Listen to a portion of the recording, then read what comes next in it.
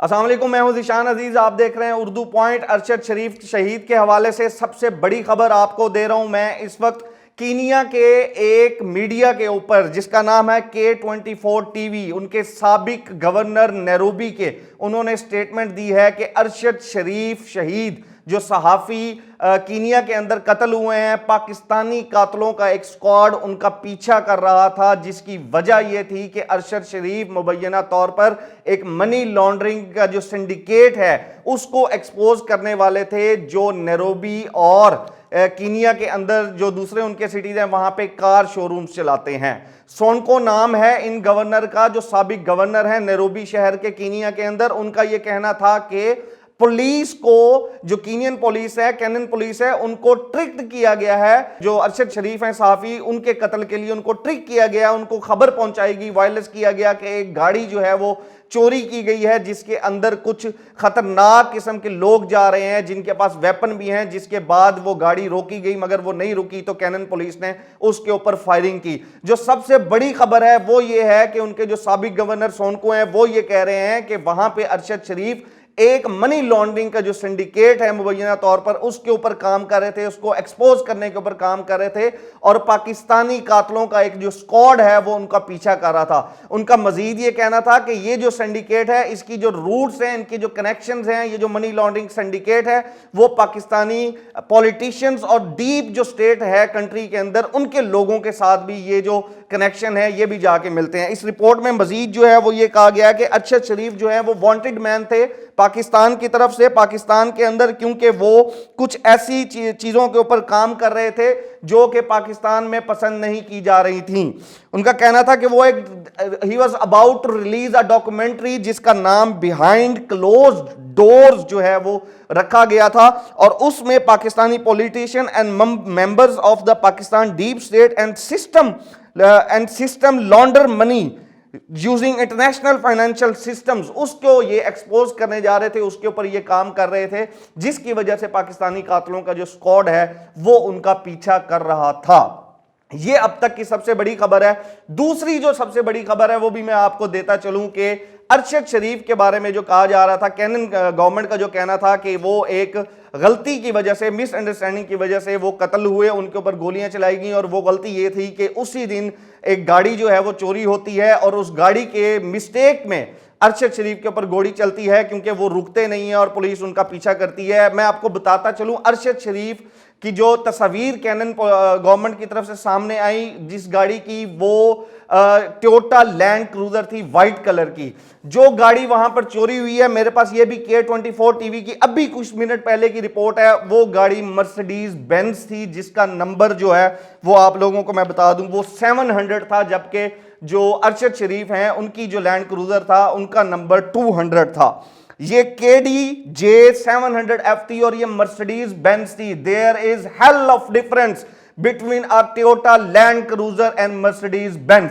ये भी मैं आपको स्टोरी बताता चलूं कि ये जो गाड़ी चोरी हुई थी, एक्चुअली केनियन के मीडिया के ऊपर, कीनिया के मीडिया के ऊपर ये स्टेटमेंट आ गई है कि एक्चुअली ये गाड़ी चोरी हुई ही नहीं है। जिस गलतफहमी में अरशद शरीफ को कत्ल किया गया, जो कीनिया की गवर्नमेंट का कहना है, जो उनकी पुलिस का कहना है, वो गाड़ी जो है वो अब चोरी ही नहीं हुई। ये मैं आपको बताता हूं कि एक्चुअली हुआ क्या था। ये एक मर्सिडीज बेंज गाड़ी थी, 700F इसका नंबर था जी।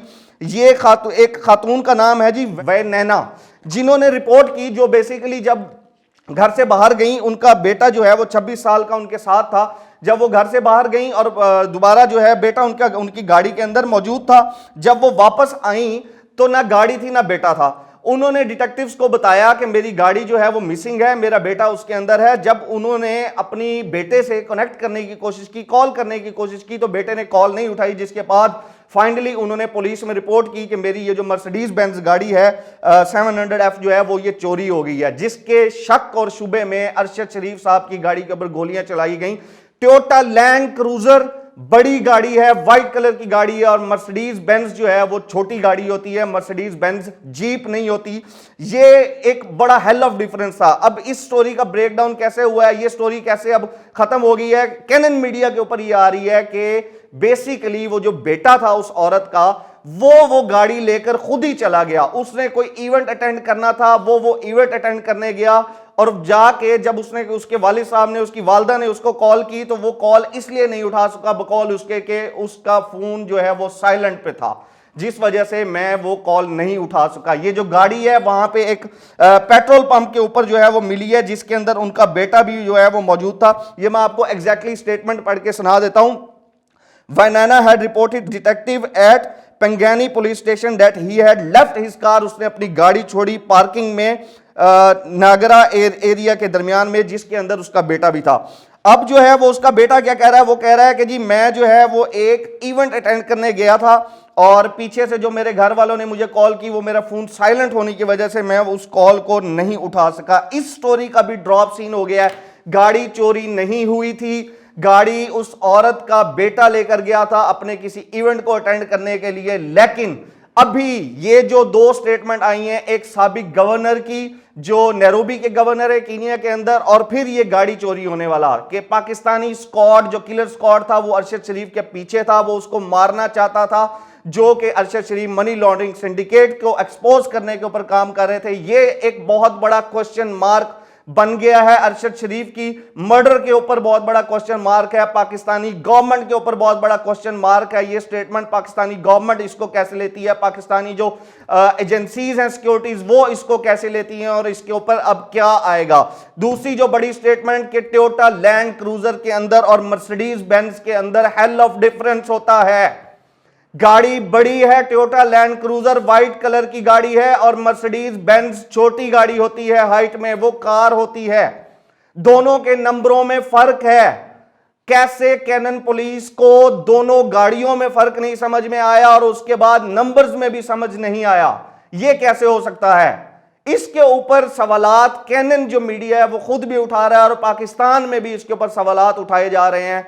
अभी इसके ऊपर जुडिशल कमीशन भी बनाने की दरखास्त दे दी गई है, और हमारे जो वजीर आजम है शहबाज शरीफ साहब, उन्होंने भी इसके ऊपर जुडिशल कमीशन बनाने का जो है वो कह दिया। उन्होंने कहा है कि इसके ऊपर तहकीकात की जाएंगी कि अरशद शरीफ का कत्ल कैसे हुआ।